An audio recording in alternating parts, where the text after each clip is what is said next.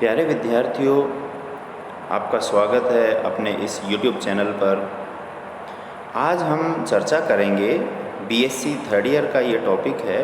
पिछले कुछ दिनों से हम पढ़ रहे हैं प्रकाश संश्लेषण, फोटोसिंथेसिस। तो आज हम पढ़ेंगे C4 चक्र का महत्व। पिछले वीडियो में हम लोगों ने C3 चक्र, C4 चक्र इनके बारे में पढ़ा है।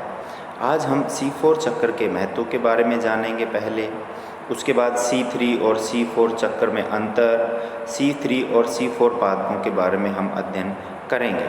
आशा है आपको ये वीडियो पसंद आएगा। विद्यार्थियों, हमने C4 चक्र के बारे में पिछले वीडियो में पढ़ा था कि जिसमें प्रकाश संश्लेषण के दौरान बनने वाला प्रथम स्थायी उत्पाद 4 कार्बन युक्त होता है और वह ऑक्सलो एसिटिक अम्ल होता है, OAA होता है।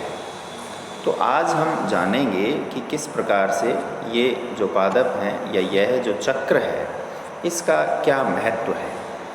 तो विद्यार्थियों, पहला है C4 चक्र में उपयोग में आने वाला एंजाइम पैप कार्बोक्सिलेज CO2 के प्रति अधिक सुग्राही होता है। अतः C4 चक्र में पादप अधिक तापमान तथा कम CO2 में भी अधिक प्रकाश संश्लेषण करने में सक्षम होते हैं। पहला सबसे महत्वपूर्ण इसका जो बिंदु है वह यह है कि C4 चक्र में जो एंजाइम काम में आता है वह आता है pipe carboxylase, phosphoenol pyruvate carboxylase. क्योंकि कार्बन डाइऑक्साइड को कौन ग्रहण करता है यहाँ पर? Phosphoenol pyruvate PEP। और कार्बन डाइऑक्साइड का यहाँ पे जुड़ाव हो रहा है, कार्बन डाइऑक्साइड जुड़ रही है तो कार्बोक्सिलेज एंजाइम, यह एंजाइम CO2 के प्रति अधिक सुग्राही होता है, अर्थात कम CO2 पर भी ये CO2 को ग्रहण कर लेता है। और ये पादप आप जानते हैं ज़्यादातर उष्णकटिबंधीय क्षेत्रों में पाए जाते हैं।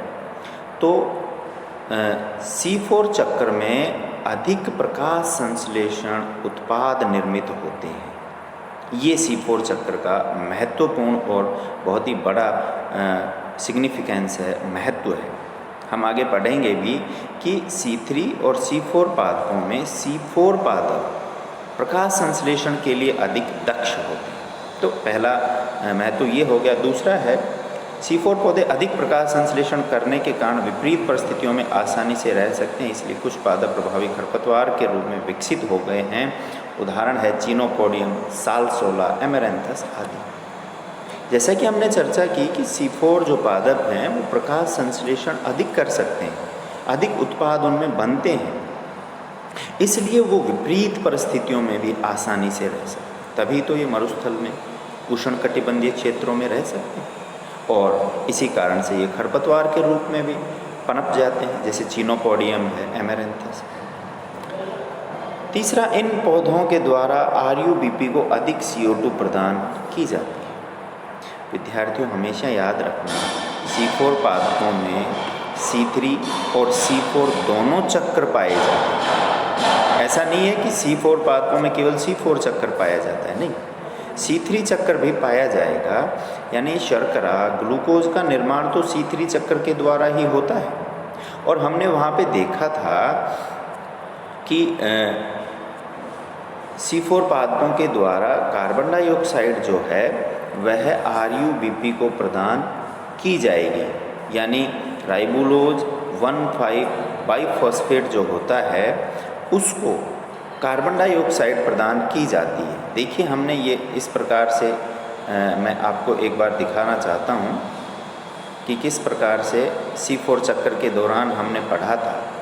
जैसे विद्यार्थियों, कार्बन डाइऑक्साइड यहाँ PE कार्बोक्सिलेज एंजाइम के द्वारा ग्रहण की जाती है। यह प्रथम स्थायी उत्पाद है। ऑक्सलो एसीटेट ये आयन के रूप में है, तो आप कंफ्यूज मत होना, ऑक्सलो एसिटिक अम्ल का ही आयन है। ये मैलेट यानी मैलिक अम्ल में बदल जाता है और ये अंदर जाकर कार्बन डाइऑक्साइड किसको दे रहा है? RUBP को। तो यहाँ पर RuBP को अधिक कार्बन डाइऑक्साइड दी जाती है, इसलिए RuBP अधिक मात्रा में प्रकाश संश्लेषण कर सकते हैं। चौथा है, इन पादपों में संवहन आच्छद जाइलम के निकट होता है, इसलिए जल की कमी से उत्पन्न हानिकारक प्रभाव कम होते हैं। कई बार पादपों में जल की कमी हो जाती है तो कुछ हानिकारक प्रभाव हो जाते हैं, इन पादपों में ऐसा नहीं होता है। और इसका अंतिम जो महत्व है वह यह है कि इनमें धनायन का संचय होता है, क्योंकि यह ऋण आयन के द्वारा संतुलित हो जाते हैं। इन पादपों में धनायन संचित होते हैं। तो ये C4 चक्र के कुछ महत्व हैं, सिग्निफिकेंस हैं। अब हम आज का हमारा काफ़ी महत्वपूर्ण टॉपिक है C3 और C4 पादप, इनमें क्या अंतर है, C3 और C4 पादप क्या होते हैं विद्यार्थियों, इनके बारे में हम जानते हैं।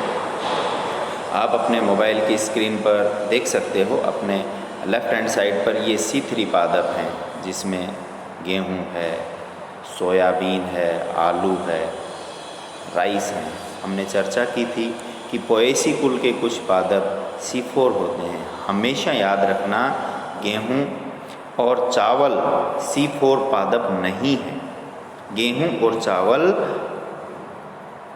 C3 पादप हैं, जबकि दूसरी तरफ मक्का है, यह C4 पादप है। मक्का, बाजरा, जई ये C4 पादप हैं, एक बीजपत्री हैं, पोएसी कुल के हैं। इसी प्रकार से यूफोर्बिया द्विबीजपत्री है, एमेरेंथस, चिनोपोडियम ये द्विबीजपत्री हैं और C4 पादप हैं। तो विद्यार्थियों, C3 पादप वो होंगे जिनमें प्रकाश संश्लेषण के दौरान बनने वाला प्रथम स्थायी उत्पाद 3 कार्बन युक्त होता है, जबकि C4 पादपों में प्रकाश संश्लेषण के दौरान बनने वाला उत्पाद 4 कार्बन युक्त होता है। एक और महत्वपूर्ण बात है विद्यार्थियों, C3 पादपों में केवल C3 चक्र पाया जाएगा। C4 पादपों में C3 चक्र तथा C4 चक्र दोनों पाए जाएंगे। C3 पादपों में तो केवल C3 चक्र पाया जाएगा, लेकिन C4 पादपों में C3 चक्र भी और C4 चक्र भी दोनों ही पाए जाएंगे। हम देखते हैं इनमें कुछ मोटे अंतर। सबसे पहले तो इनकी शारीरिकी यानी जो आंतरिक संरचना होती है पत्ती की, उसके बारे में हम अध्ययन करेंगे कि इनमें क्या डिफरेंस है, क्या अंतर है।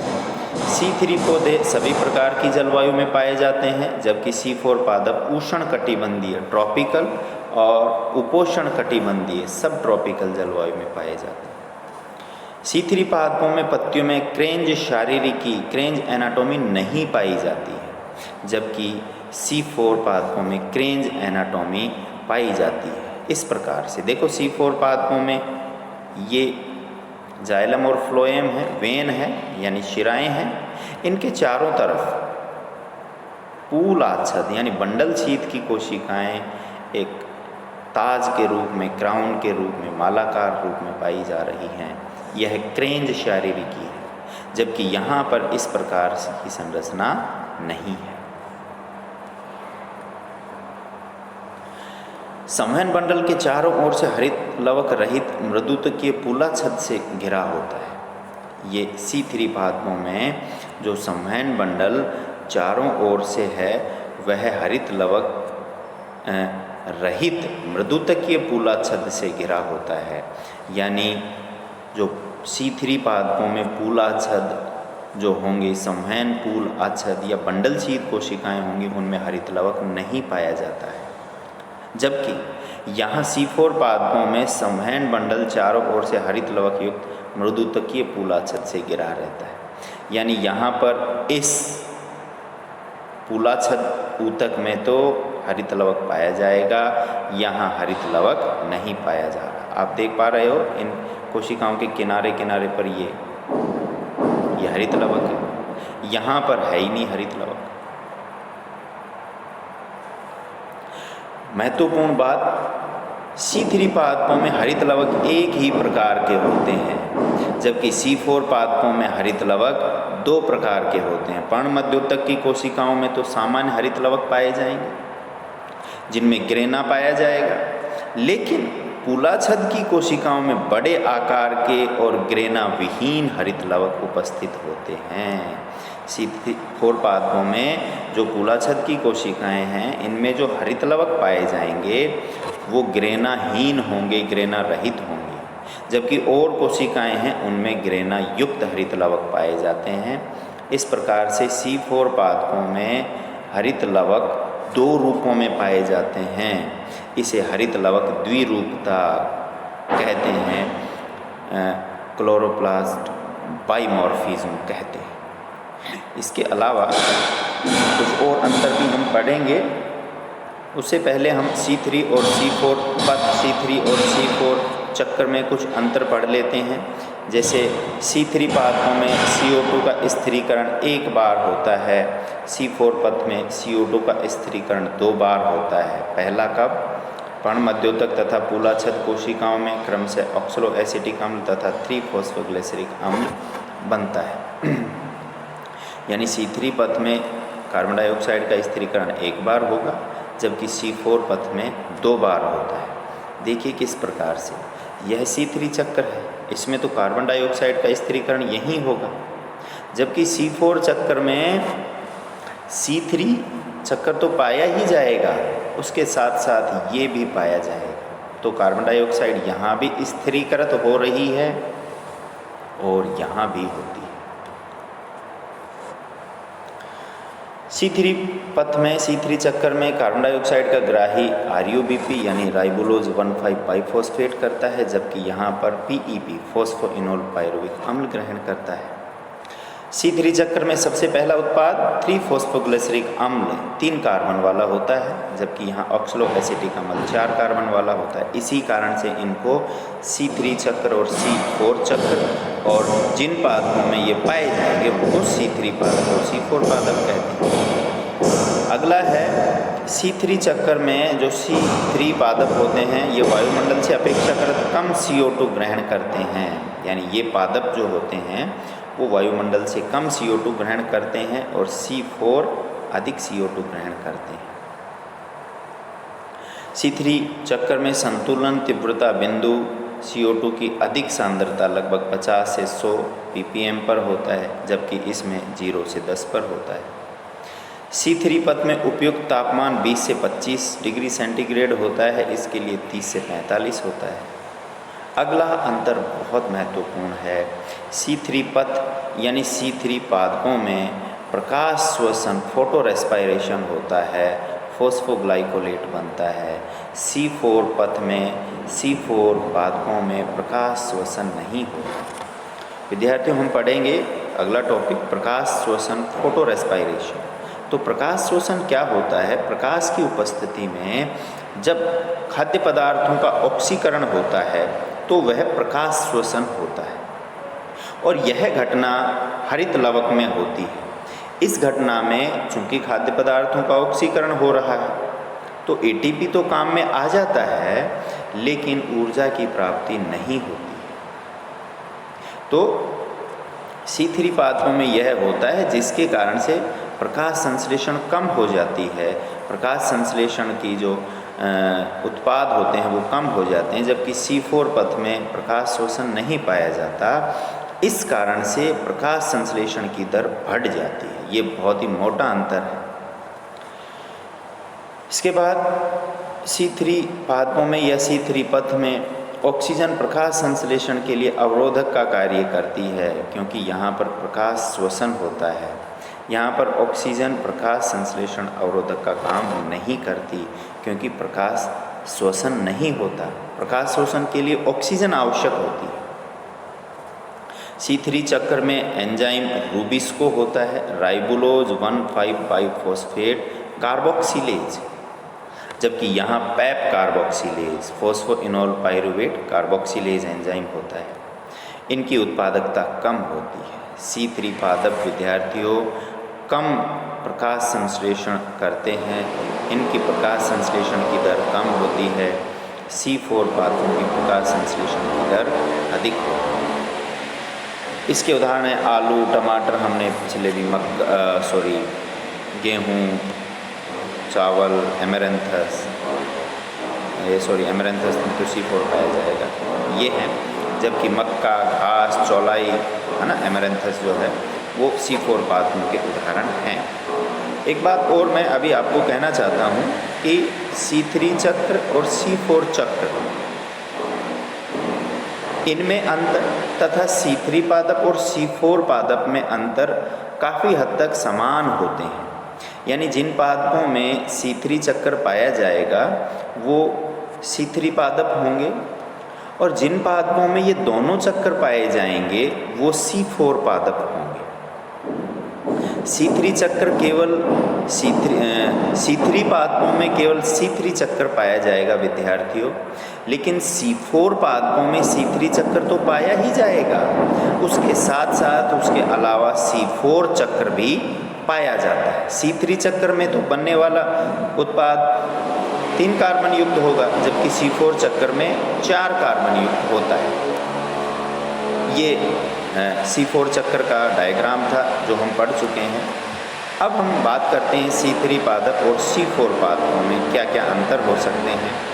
तो C3 पादपों में पर्ण की सामान्य शारीरी होती है, जबकि यहाँ पे क्रेंज शारीरी पाई जाती है। C3 पादपों में हरित लवक सामान्य परंतु स्टार्च कण अनुपस्थित होते हैं, जबकि यहाँ पर ग्रेना रहित हरित लवक संवहन आच्छद में पाए जाएंगे और इनमें स्टार्च उपस्थित होता है। C3 पादपों में पर्ण हरित युक्त संवहन आच्छद अनुपस्थित होते हैं, यानी जो संवहन आच्छद होंगे, संवहन बंडल जाइलम और फ्लोएम के चारों तरफ जो कोशिकाएं होंगी उनमें पर्ण हरित नहीं पाया जाएगा, जबकि यहाँ पर संवहन आच्छद पर्ण हरित युक्त होते हैं, बड़े आकार के पर्ण हरित पाए जाएंगे। हरित लवक द्विरूपता नहीं पाई जाती, हरित लवक एक ही प्रकार के पाए जाएंगे, जबकि यहाँ पर C4 पादपों में हरित लवक द्विरूपता पाई जाती है। जो पर्ण मध्योतक कोशिकाएं होंगी उनमें अलग प्रकार के हरित लवक पाए जाएंगे ग्रेना युक्त, और जो बंडल आच्छद कोशिकाएं होंगी उनमें ग्रेना रहित हरित लवक पाए जाते हैं। C3 पादप जैसा कि हमने चर्चा की केवल C3 चक्कर पाया जाएगा, C4 पादपों में C3 और C4 दोनों पाए जाएंगे। यहाँ C3 पादपों में CO2 का स्थिरीकरण एक बार होता है, यहाँ पर 2 बार होता है। विद्यार्थियों, C3 पादप कम ताप पर अधिक उत्पाद बनाते हैं परंतु उच्च ताप पर कम उत्पाद बनाते हैं। C4 पादप उच्च ताप पर अधिक उत्पाद बनाते हैं क्योंकि ये तो मरुस्थलीय होते हैं, उष्ण कटिबंधीय भाग में पाए जाते हैं। C3 पादपों के लिए CO2 के लिए संतुलन प्रकाश तीव्रता हम पढ़ चुके हैं 50 से 150, जबकि यहाँ 0 से 10 होती है। उच्च प्रकाश तीव्रता पर कुल प्रकाश संश्लेषण 15 से 35 mg कार्बन डाइऑक्साइड पर dm² पर h होता है। संतृप्त बिंदु कुल प्रकाश के 10 से 15% भाग पर स्थापित होता है। उच्च प्रकाश तीव्रता पर कुल प्रकाश संश्लेषण अधिक होता है, यानी ज़्यादा प्रकाश होगा तो प्रकाश संश्लेषण यहाँ पर C4 पादपों में अधिक होगा। 21% वातावरणीय O2 की सांद्रता पर प्रकाश शोषण प्रारंभ हो जाता है और प्रकाश संश्लेषण कम हो जाता है। C3 पादपों में प्रकाश शोषण पाया जाता है, इस कारण से प्रकाश संश्लेषण कम हो जाता है। C4 पादपों में प्रकाश शोषण पाया ही नहीं जाता, इसलिए इनमें प्रकाश संश्लेषण की दर C3 पादपों की तुलना में अधिक होती है। C3 पादपों में कार्बन डाइऑक्साइड के एक अणु के अपचयन के लिए 3 ATP और 2 NADPH2 की आवश्यकता होती है, जबकि यहाँ पर 5 ATP और 2 NADPH2 की आवश्यकता होती है। C3 पादप प्रकाश संश्लेषण में कम सक्षम होता है, जबकि C4 पादप प्रकाश संश्लेषण में अधिक सक्षम होते हैं। C4 पादप में प्रकाश संश्लेषण की दर अधिक होती है। क्यों होती है? क्योंकि इनमें प्रकाश शोषण नहीं पाया जाता है। और C3 पादपों में कार्बन डाइऑक्साइड का ग्राही, कार्बन डाइऑक्साइड को ग्रहण करने वाला यौगिक कौन है? RUBP है, राइबोलोज 1,5-बाइफॉस्फेट, जबकि यहाँ पर फॉस्फोइनोल पायरुविक अम्ल है। आज के लिए इतना ही विद्यार्थियों, धन्यवाद।